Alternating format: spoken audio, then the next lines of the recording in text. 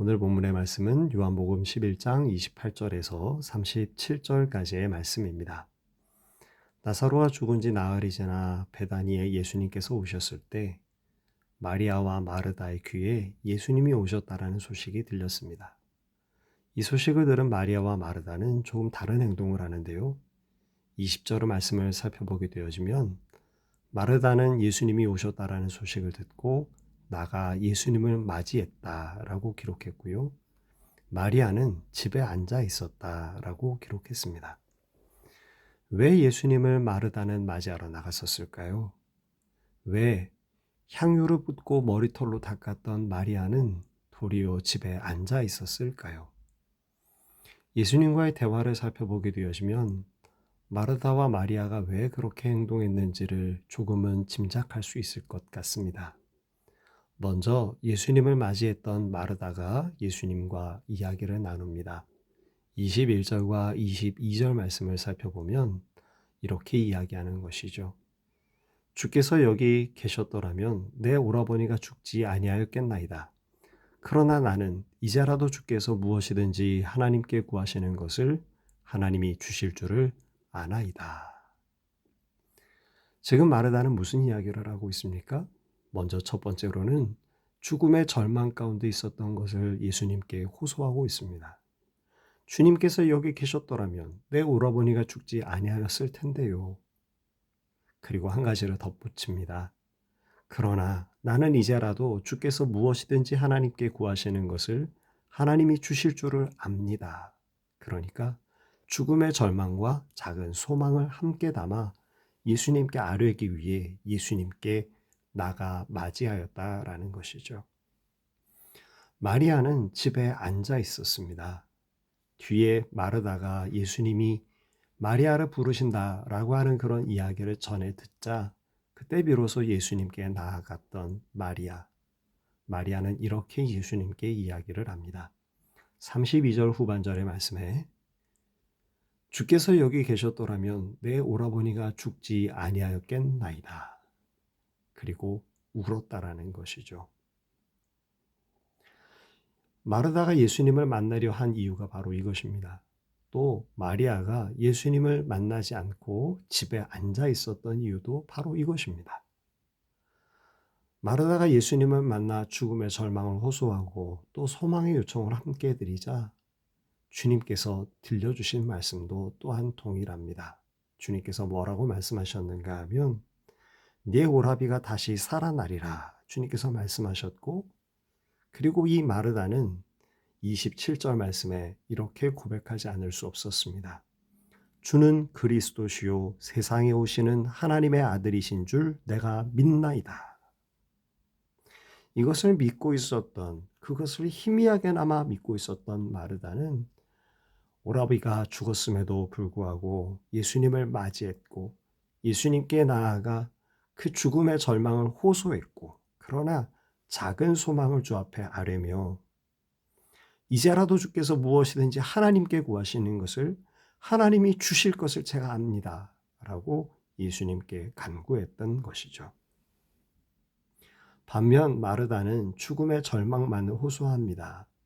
주님께서 여기 계셨더라면 그리고 울었던 것이죠. 또 본문을 말씀을 살펴보게 되어지면 마리아만 운 것이 아니고 그와 함께 온 유대인들이 모두 함께 울었다고 기록했습니다. 여기에 대해서 예수님께서 이렇게 반응하셨습니다. 심령의 비통히 여기시고 불쌍히 여기셨다라고 말이죠. 사랑하는 성도 여러분, 심령의 비통히 여기고 불쌍히 여기는 것이 무엇일까요? 이것은 이런 그림을 그려보면 그 마음을 헤아릴 수 있을 것 같습니다. 쓰레기통에 쓰레기가 가득 차 있는 큰 쓰레기통이 있다고 여러분 생각해 보십시오.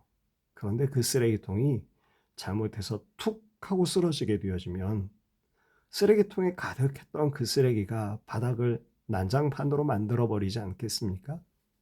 그리고 그렇게 쓰레기통이 쓰러져서 그 속에 있는 것들이 다 흐트러지게 됐을 때 여러분 그것을 보는 마음, 그걸 여러분 상상해 보실 수 있으실까요? 난감하고요. 답답하고요. 얼른 치워야 되는 것도 물론이고 그런데 한편으로는 조금 화가 나기도 하는 그런 마음이죠. 오늘 우리가 함께 읽은 개역 개정판에서는 이 성경을 심령의 비통히 여기시고 불쌍히 여기셨다라고 기록했는데요. 바로 앞서 우리가 사용했던 개역 개정, 그냥 개역판에 있어서는 우리 예수님께서 통분히 여기시고 민망히 여기셨다 그랬습니다. 38절의 말씀에도 또 동일한 고백이 또 기록됐죠. 사람들이 예수님께서 하시는 행동을 보고 조금 오해했을 때 예수께서 다시 속으로 비통히 여기셨다 그랬거든요. 자, 여러분 생각해 보시겠습니까? 예수님께서 무엇에 대해서 비통히 여기시고 불쌍히 여기셨던 걸까요? 나사로에 대해서 그런 것일까요? 아니요, 그럴 리가 없습니다. 예수님께서는 앞서 나사로에 대해서 이렇게 말씀하셨습니다. 나사로가 잔다. 내가 그 잠든 나사로를 깨우러 간다. 라고 말씀하셨습니다. 예수님께 있어서 나사로의 죽음은 아무런 슬픔의 대상이 되지 않습니다. 왜냐하면 예수님은 그런 능력을 가지신 분이기 때문에 그런 것이죠.